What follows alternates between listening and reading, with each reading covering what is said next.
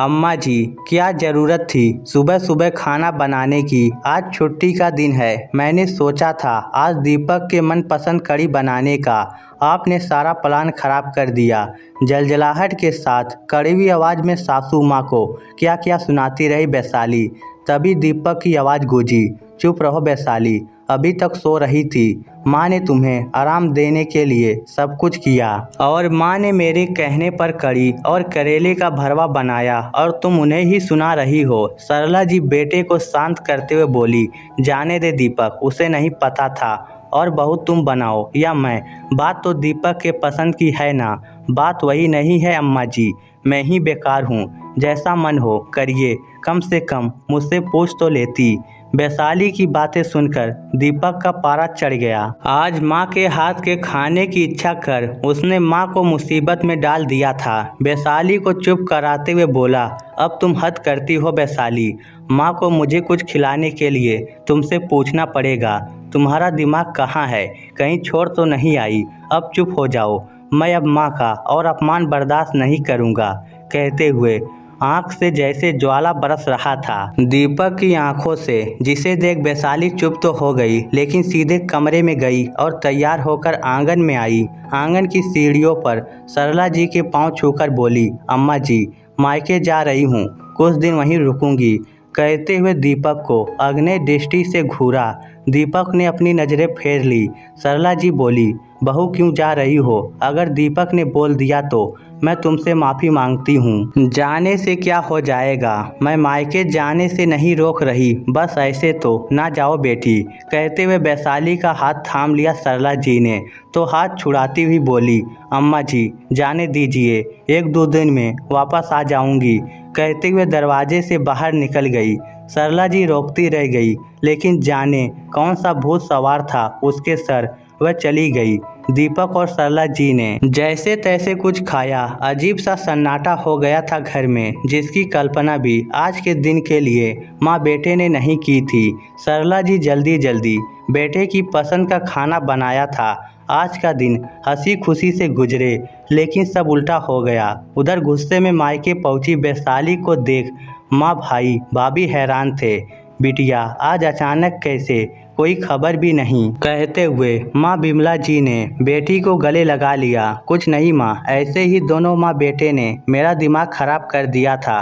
कहते हुए सब कुछ बता दिया, जिसे सुन बिमला जी परेशान हो गई। वैशाली, मुझे तुमसे ये उम्मीद नहीं थी। एक तो समधन जी ने तेरी ही मदद की और तूने इतना कुछ सुना दिया उन्हें। अपने बेटे की पसंद का बनाने खिलाने का अधिकार है उन्हें। मुझे तो शर्म आ रही है तेरी हरकत पर। अभी बात कर ही रही थी बिमला जी की उनकी बहू ममता आई। पानी चाय रखते हुए बोली, माँ आज आपने हद कर दी। क्या ज़रूरत थी फ्रिज में रखे पनीर की सब्जी को चिंकी को देने के लिए? मैंने तो सोचा था आज दाल चावल के साथ वही सब्जी रख दूंगी खाने में, कम से कम मुझसे पूछ लिया होता। गुस्से में बहू की बात सुन हैरान सी बिमला जी को कोई जवाब नहीं सूझ रहा था। वह बेटा पूजा के घर बच्चे भूखे थे, उसने कहा तो मैंने दे दिया। ऐसा कुछ तो नहीं किया जो तुम इतना गुस्सा हो रही हो बहू। भाभी की बात सुन वैशाली का खून खौल गया। भाभी कैसे बात कर रही हैं आप?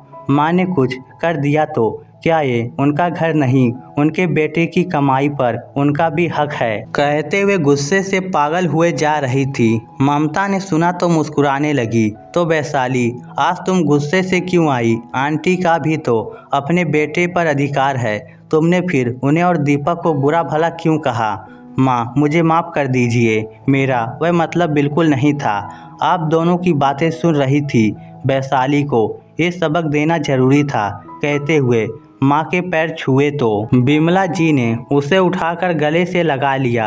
मेरी बिटिया, मैं तो घबरा ही गई। आज तक तेज आवाज़ में एक शब्द न बोलने वाली मेरी ममता को क्या हो गया? बिल्कुल सही कहा तुमने। आज वैशाली ने मेरी परवरिश को गलत बताया है। मैं बहुत शर्मिंदा हूँ। कहते हुए उनके आंखों से आंसू बह चले। यह सब देखकर और सुनकर वैशाली शर्मिंदा हो गई। उसे सूझ ही नहीं रहा था क्या कहे। तुरंत उठ खड़ी हुई। माँ भाभी, मैं समझ गई मैंने कितनी बड़ी गलती की है। अब मैं अपने घर जा रही हूँ। सच है भाभी आपने मुझे मेरी गलती का एहसास करा दिया, लेकिन वैशाली आई हो तो शाम को चली जाना। भाई ने हाथ पकड़ते हुए बोला तो बिमला जी बोल पड़ी, नहीं रवि, जाने दे उसे, अभी नहीं गई तो जाने कितनी गांठ पड़ जाएगी दिलों में। तू ऐसा कर, छोड़ कर आ उसे। हाँ माँ, मैं जाऊंगी। जाने कितने दुख दिए हैं मैंने अम्मा जी को, उसके बाद भी उन्होंने मुझसे कुछ नहीं कहा। कहते हुए माँ के पैर छुए। माँ ने आशीर्वाद दिया, बिटिया रिश्तों का सम्मान करो, हर रिश्ते के अपने अधिकार होते हैं, उन्हें कभी मत छीनो। माँ माँ होती है, इसका हमेशा ध्यान रखो। ममता ने भी वैशाली को गले से लगा लिया। वैशाली अगले रविवार पूरे परिवार का खाना यहाँ तुम्हारे मायके में रहेगा, ठीक है ना? अब जाओ और अपने गलती को सुधार लो बहन। वैशाली ने विदा ली। घर पहुँची तो अम्मा जी ने दरवाज़ा खोला। जाते ही उनके पैर पर गिर गई। अम्मा जी, मुझे माफ़ कर दीजिए, बहुत बड़ी गलती हुई है आज मुझसे। माँ बेटे के रिश्ते को मैं समझ नहीं पाई। माँ तो माँ ही होती है, चाहे बच्चे कितने भी बड़े हो जाएं। कहते हुए बिलख पड़ी। सरला जी ने बहू को उठाकर गले से लगा लिया। कोई बात नहीं बेटिया, सुबह का भूला शाम को घर आ जाए, उसे भूला नहीं कहते। शाम को नहीं माँ, दोपहर में वापस आ गई है भूली। कहते हुए कमरे में दाखिल हुआ दीपक ठहाका मारकर हंसने लगा। वैशाली पति को हंसते देख मुस्कुराने लगी, लेकिन आंखों में पश्चाताप के आंसू थे। अम्मा जल्दी चलिए, आपकी बनाई कड़ी हमारा इंतजार कर रही है और मेरा पेट दुख रहा है। हाँ चल, खाना गरम करती हूँ, बहू तू भी आ जा। अम्मा जी, मैंने सब कुछ गरम कर दिया, बस आप चलिए। इतनी अच्छी खुशबू है ना कि मेरी तो भूख दोगुनी हो गई है। कहते हुए माँ का हाथ पकड़ उसे उठाने लगी।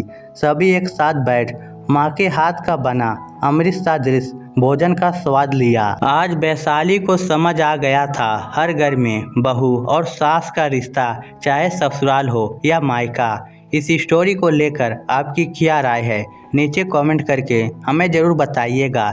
धन्यवाद।